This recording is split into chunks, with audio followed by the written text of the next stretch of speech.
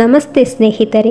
ಸನಾತನ ಧರ್ಮೀಯರಾದ ನಾವು ಗೋವುಗಳು ಕೇವಲ ಪ್ರಾಣಿಗಳಲ್ಲ, ಅವುಗಳನ್ನು ಪವಿತ್ರವೆಂದು ಪರಿಗಣಿಸುತ್ತೇವೆ ಮತ್ತು ಅವುಗಳಿಗೆ ತಾಯಿಯ ಸ್ಥಾನವನ್ನು ನೀಡುತ್ತೇವೆ. ಗೋಮಾತೆಯನ್ನು ಹಿಂದೂ ಧರ್ಮದಲ್ಲಿ ಸ್ವಬಳಕೆಗೂ ಮೀರಿ ದೇವರ ಸ್ಥಾನದಲ್ಲಿಟ್ಟು ಪೂಜಿಸಲಾಗುತ್ತದೆ. ಗೋವುಗಳನ್ನು ಹಿಂದೂಗಳು ಏತಕ್ಕಾಗಿ ಪೂಜಿಸುತ್ತಾರೆ ಎಂದು ತಿಳಿಯೋಣ. ವೇದಗಳ ಕಾಲದಿಂದಲೂ ಹಸುಗಳನ್ನು ದೇವತಾ ಸ್ವರೂಪದಿಂದ ಕಾಣುತ್ತಿದ್ದಾರೆ.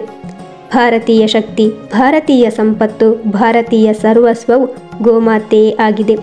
ಹಿಂದೂಗಳು ಗೋವುಗಳನ್ನು ಪವಿತ್ರವಾದ ಜೀವಿಗಳೆಂದು ಪರಿಗಣಿಸುವಂತಾಗಲು ಹಾಗೂ ಬಹುತೇಕ ಜನರು ಭಕ್ತಿ ಭಾವಗಳಿಂದ ಪೂಜಿಸುವಂತಾಗಲು 10 ಹಲವು ಕಾರಣಗಳಿದ್ದು, ಅವುಗಳ ಪೈಕಿ ಕೆಲವೊಂದನ್ನು ಇಲ್ಲಿ ನಾವೀಗ ನೋಡೋಣ. ಗೋವುಗಳಿಂದ ಮಾನವ ಕುಲಕ್ಕಾಗುವ ಪ್ರಯೋಜನಗಳು ಅಸಂಖ್ಯಾತ. ಅಂತೆಯೇ ಗೋವನ್ನು ಕಾಮಧೇನು ಎಂದು ಕರೆಯಲಾಗುತ್ತದೆ.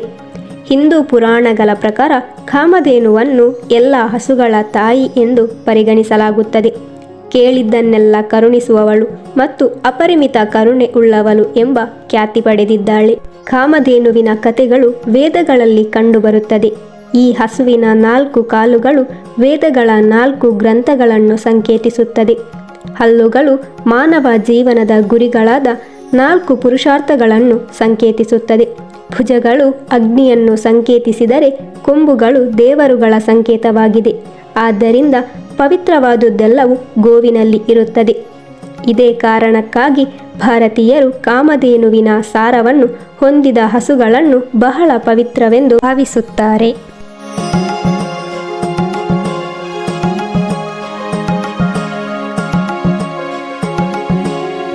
ಕಾಮಧೇನು 5 ವಿಭಿನ್ನ ರೂಪಗಳಲ್ಲಿ ಅಸ್ತಿತ್ವದಲ್ಲಿದೆ ಎನ್ನಲಾಗುತ್ತದೆ.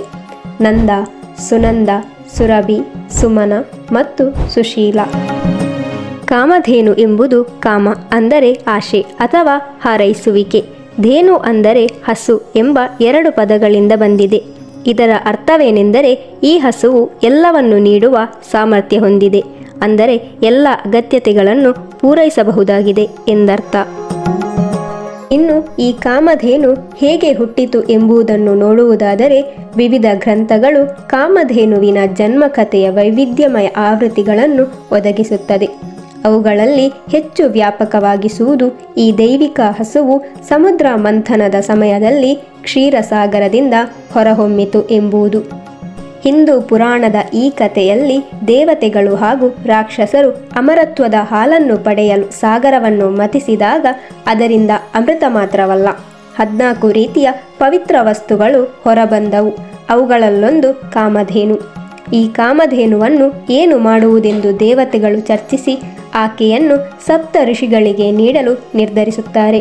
ಸದಾ ಯಜ್ಞಯಾಗದಿಗಳಲ್ಲಿ ತೊಡಗಿರುವ ಋಷಿವರ್ಯರಿಗೆ ಹಾಲು ಮತ್ತು ತುಪ್ಪಗಳನ್ನು ಕಾಮಧೇನು ಒದಗಿಸುತ್ತಾಳೆ ಎಂಬ ಕಾರಣಕ್ಕೆ ಅವರಿಗೆ ನೀಡುತ್ತಾರೆ. ಕಾಲಾನಂತರದಲ್ಲಿ ವಸಿಷ್ಠರ ಕೈ ಸೇರುತ್ತಾಳೆ ಕಾಮಧೇನು. ಕಾಮಧೇನುವನ್ನು ಕೆಲವು ದೇವಾಲಯ ಮತ್ತು ಮನೆಗಳಲ್ಲಿ ಪೂಜಿಸುತ್ತಾರೆ. ಅವಳಿಗೆ ಮೀಸಲಾದ ಆರಾಧನಾ ಸ್ಥಳವಿಲ್ಲ ಮತ್ತು ಅವಳನ್ನು ಮುಖ್ಯ ದೇವತೆಯಾಗಿ ಪೂಜಿಸುವ ದೇವಾಲಯಗಳಿಲ್ಲ. ಆದ್ದರಿಂದ ಕಾಮಧೇನುವನ್ನು ಜೀವಂತ ಪ್ರಾಣಿಯಾದ ಗೋವುಗಳ ಮೂಲಕ ಪೂಜಿಸಲಾಗುತ್ತದೆ. ಆದ್ದರಿಂದ ಒಬ್ಬ ಧರ್ಮನಿಷ್ಠ ಹಿಂದೂಗೆ ಪ್ರತಿ ಹಸುವನ್ನು ದೈವಿಕ ಕಾಮಧೇನುವಿನ ಅವತಾರ ಎಂದು ಪರಿಗಣಿಸಲಾಗುತ್ತದೆ. ಈ ಕಾಮಧೇನುವು ಗೋವುಗಳನ್ನು ಪೂಜಿಸುವುದಕ್ಕೆ ಒಂದು ಕಾರಣವಾಗಿದೆ. ಇನ್ನು ಇತರ ಕಾರಣಗಳನ್ನು ನೋಡುವುದಾದರೆ, ಆರ್ಥಿಕತೆಯ ಪ್ರಾಥಮಿಕ ಮೂಲವೆಂದರೆ ಕೃಷಿ. ಹಸುಗಳು ಕೃಷಿಯ ಪ್ರಮುಖ ಮೂಲಗಳಾಗಿದ್ದವು. ವೈದಿಕ ಗ್ರಂಥಗಳ ಪ್ರಕಾರ ಗೋವುಗಳನ್ನು ಕೊಂದು ತಿನ್ನುವುದು ಪಾಪವೆಂದು ಪರಿಗಣಿಸಲಾಗಿದೆ. ಪಂಚಗವ್ಯವೆಂದೇ ಪ್ರಸಿದ್ಧಿಯನ್ನು ಪಡೆದಿರುವ ಗೋವುಗಳ 5 ಉತ್ಪನ್ನಗಳಾದ ಹಾಲು, ಮೊಸರು, ತುಪ್ಪ, ಗೋಮೂತ್ರ ಹಾಗೂ ಗೋಮಯ ಇವುಗಳೆಲ್ಲವನ್ನು ಪೂಜೆಗಳಲ್ಲಿ ಬಳಸುತ್ತಾರೆ. ಕೌಟುಂಬಿಕ ಗೋವೊಂದು ತನ್ನ ಅಮೃತದಂತಹ ಹಾಲಿನಿಂದ ಕುಟುಂಬದ ಎಲ್ಲ ಮಕ್ಕಳಿಗೆ ಪೋಷಕಾಂಶಗಳನ್ನು ನೀಡಿ ಅವರನ್ನು ಬೆಳೆಸುತ್ತದೆ. ಗೋಮಯವು ಭಾರತದಾದ್ಯಂತ ಎಲ್ಲ ಕುಟುಂಬಗಳಲ್ಲಿಯೂ ಬಳಸಲ್ಪಡುವ ಒಂದು ಪ್ರಮುಖ ಇಂಧನವಾಗಿತ್ತು. ಮಾತ್ರವಲ್ಲದೆ ಗೋವಿನ ತಾಜಾ ಸೆಗಣಿಯು ಖನಿಜಗಳ ಆಗರವಾಗಿದ್ದು ಇದೊಂದು ಉತ್ತಮವಾದ ಸಾವಯವ ಗೊಬ್ಬರವಾಗಿದೆ. ಹೆರಿಗೆಯ ಸಮಯದಲ್ಲಿ ತಾಯಿ ಸತ್ತರೆ ಹಸುವಿನ ಹಾಲನ್ನು ಮಾತ್ರ ತಾಯಿಯ ಹಾಲಿನಂತೆ ಶುದ್ಧವೆಂದು ಪರಿಗಣಿಸಲಾಗುತ್ತದೆ. ಹಿಂದೂ ಧರ್ಮದ ಪ್ರಸಿದ್ಧ ದೇವತೆಗಳಲ್ಲಿ ಒಬ್ಬನಾದ ಕೃಷ್ಣನು ಹಸುವನ್ನು ಕಾಯುವವನಾಗಿ ಬೆಳೆದನು. ಒಂದು ಗೂಳಿಯನ್ನು ನಂದಿ ಎಂದು ಚಿತ್ರಿಸಲಾಗಿದೆ. ಇದು ಹಿಂದೂ ಧರ್ಮದ ಮತ್ತೊಂದು ಪ್ರಸಿದ್ಧ ದೇವತೆಯಾದ ಶಿವನ ವಾಹನವಾಗಿದೆ. 33 ಕೋಟಿ ದೇವತೆಗಳ ಆವಾಸ ಸ್ಥಾನವಾಗಿರುವ ಗೋವನ್ನು ಪೂಜಿಸುವುದರಿಂದ ಸಕಲ ಪಾಪವು ನಿವಾರಣೆಯಾಗುತ್ತದೆ. ಗೋಗ್ರಾಸವನ್ನು ಕೊಡುವುದರಿಂದ ಮಹಾನೈವೇದ್ಯದ ಸಮರ್ಪಣೆಯ ಫಲ ಸಿಗುತ್ತದೆ. ಒಂದು ಸಲ ಗೋಮಾತೆಯ ಪ್ರದಕ್ಷಿಣೆ ಮಾಡಿದರೆ ತ್ರಿಲೋಕ ಪ್ರದಕ್ಷಿಣೆ ಮಾಡಿದ ಪುಣ್ಯ ಸಿಗುತ್ತದೆ.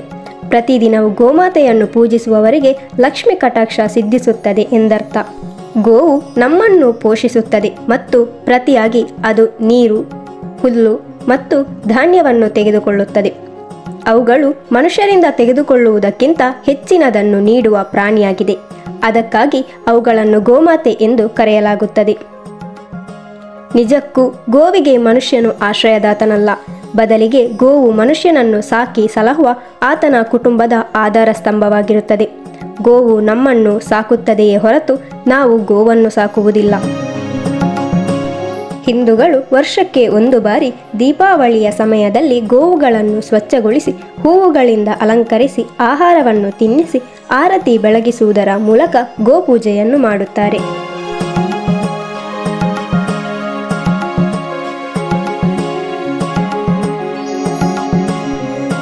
ಸ್ನೇಹಿತರೆ, ಹೀಗಾಗಿ ಸನಾತನ ಧರ್ಮದಲ್ಲಿ ಗೋವುಗಳನ್ನು ಪೂಜಿಸಲಾಗುತ್ತದೆ ಮತ್ತು ಪವಿತ್ರವೆಂದು ಪರಿಗಣಿಸಲಾಗುತ್ತದೆ. ಇದೇ ರೀತಿ ಪುರಾಣಗಳನ್ನು ತಿಳಿಯಲು ನಮ್ಮ ಚಾನಲನ್ನು ತಪ್ಪದೆ ಸಬ್ಸ್ಕ್ರೈಬ್ ಮಾಡಿ. ಧನ್ಯವಾದಗಳು.